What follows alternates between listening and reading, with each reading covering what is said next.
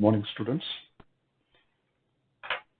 बेटा कल तक हमने ट्रांसफर ऑफ एनर्जी के केसेस में हमने उसके फर्स्ट पार्ट को, क्योंकि पूरे क्वेश्चन को 3 पार्ट्स में हमने डिवाइड किया था। फर्स्ट पार्ट में बेटा हमने काइनेटिक एनर्जी की एक्सप्रेशन निकाली है कि जब वेव प्रोपगेट कर रही है along the positive x direction, तो उसका जो रीजन है प्रोपगेशन का वो टू एंड फ्रो मोशन है वाइब्रेटिंग पार्टिकल्स का अबाउट द मीन पोजीशन। तो उस वाइब्रेशन के दौरान वाइब्रेटिंग पार्टिकल कितना काइनेटिक एनर्जी प्रोसेस करता है। आज सेकंड पार्ट में हम ये बताएंगे कि वही वाइब्रेटिंग पार्टिकल आपके पास to and fro motion execute करते समय आपके पास पोटेंशियल एनर्जी कितना प्रोसेस करेगा। और पोटेंशियल एनर्जी की एक्सप्रेशन पे हमने जो पार्ट बनाना है, क्योंकि आपको पता है कि जब भी कोई पार्टिकल वर्क करता है तो हम उसी वर्क को स्टोर करते हैं एज पोटेंशियल एनर्जी। तो हमारा मेन काम यहाँ पर वर्क डन को फाइंड आउट करना है, और जब हम वर्क डन को फाइंड आउट करेंगे उसी के बेस पे हम वाइब्रेटिंग पार्टिकल का पोटेंशियल एनर्जी कैलकुलेट करेंगे। पर लेकिन इन टॉपिक को अंडरस्टैंड करने के लिए आपको कॉन्सेप्ट ऑफ रीस्टोरिंग फोर्स पता होना चाहिए, और रीस्टोरिंग फोर्स के केसेस में वर्क डन कैसे होता है।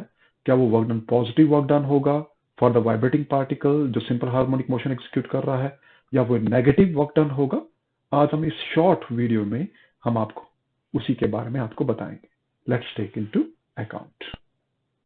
अब रीस्टोरिंग फोर्स होती क्या है, उसके बेस पे वर्क डन को हम कैसे डिस्कस करेंगे, हम एक सिंपल से एग्जांपल से समझते हैं। मैं इसको समझाने के लिए 2 रिजिड एंड ले रहा हूं। मेरे पास लग करते हैं कि मेरे पास एक रिजिड एंड ये है और दूसरा रिजिड एंड यहां पर है। इन रिजिड एंड को मैं शेडेड पोर्शन के साथ दिखा रहा हूं। आप भी इस रिजिड एंड को किसी शेडेड पोर्शन के साथ दिखा दीजिएगा।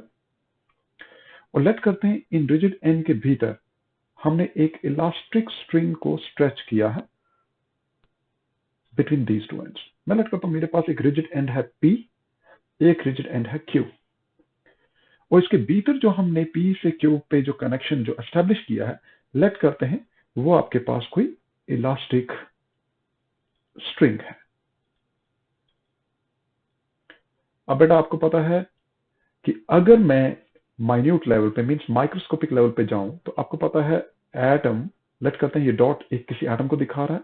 इस एटम के बिल्कुल एडजेसेंट में अगर दूसरा एटम होगा, इसके एडजेसेंट में अगर तीसरा एटम होगा। मैं यहाँ पर स्पेसिंग थोड़ा दूर दूर से दिखा रहा हूं ताकि आप अंडरस्टैंड कर सकें। When you are taking so many या फिर large number of atoms side by side, तो इनको हम कहते हैं लोकस ऑफ एटम्स। आप इनको लोकस ऑफ पॉइंट्स भी कह सकते हैं, क्योंकि हम अपने रिप्रेजेंटेशन के लिए मैं इनको पॉइंट्स के डॉट्स के बेस पे दिखा रहा हूं। आप इसको लोकस ऑफ पॉइंट्स कहिए या लोकस ऑफ एटम्स। तो मुझे बताइए these locus of atoms actually makes what the whole string. इसका मीनिंग है अगर मैं इस स्ट्रिंग का ये वाला हिस्सा देखता हूं जहां पे मैंने डॉट लगाया है, तो इस डॉट की जगह भी तो कोई स्ट्रिंग का एटम होगा वहां पर जो एग्जिस्ट कर रहा होगा, क्योंकि पूरा स्ट्रिंग किसके काम बना हुआ है, नंबर ऑफ एटम्स या मॉलिक्यूल्स के काम। तो इस पोजीशन पे भी आपके पास कोई ना कोई एटम ऑफ दैट स्ट्रिंग होगा या मॉलिक्यूल ऑफ दैट स्ट्रिंग होगा। मैं लेट करता हूं जिस पोजीशन पे वो एटम एग्जिस्ट कर रहा है, लेट करते हैं वो उसकी मीन पोजीशन है, जिस मीन पोजीशन को हम यहां पर O से रिप्रेजेंट कर रहे हैं। Let it it's mean position.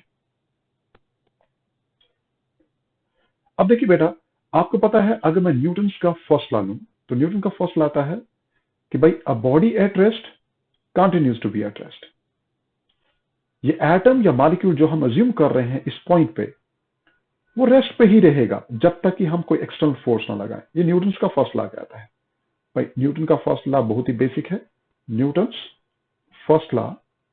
अब इस लॉ को स्टेटमेंट आपने पढ़ रखा है, a body at rest continues to be at rest. तो मुझे बताइए ये एटम या मॉलिक्यूल अगर ये रेस्ट पे है तो वो खुद ब खुद मोशन में कभी नहीं आएगा, जिसको लॉ ऑफ इनर्शिया होल्ड कर रहा है।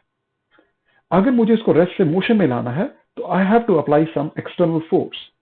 अब मैं इस एटम को क्या करता हूं, इस एटम या इस डॉट को जो आपको स्ट्रिंग के ऊपर है, अगर मैं इसको हाथों से पकड़ के इस हिस्से को जब मैं नीचे की तरफ खींचूंगा तो ये एटम आपके पास अपनी पोजीशन से क्या होगा, डिस्प्लेस होगा, और डिस्प्लेस होके ये इस न्यू पोजीशन पे पहुंचेगा।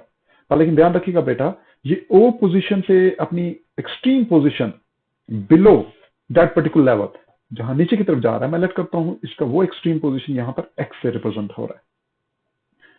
तो इसकी पोजीशन को चेंज करने के लिए मैंने क्या किया, मैंने इसके ऊपर कोई फोर्स अप्लाई किया, and that is the applied force जो हम ले रहे हैं। इसको हम डिफॉर्मिंग फोर्स भी कह सकते हैं, जो आपके पास इस एटम की पोजीशन को क्या कर रहा है, चेंज कर रहा है। Means it is changing its position from O to X, but only when we apply some external force.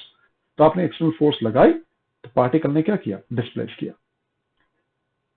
अब जब तक ये डिफॉर्मिंग फोर्स इस पार्टिकल के ऊपर लग रही है, इस अप्लाइड फोर्स को मैं डिफॉर्मिंग फोर्स भी कह सकता हूं, because it is changing its position, that is the deforming force. हम इसको एक्सटर्नल फोर्स भी कह सकते हैं, that is the external force, F external.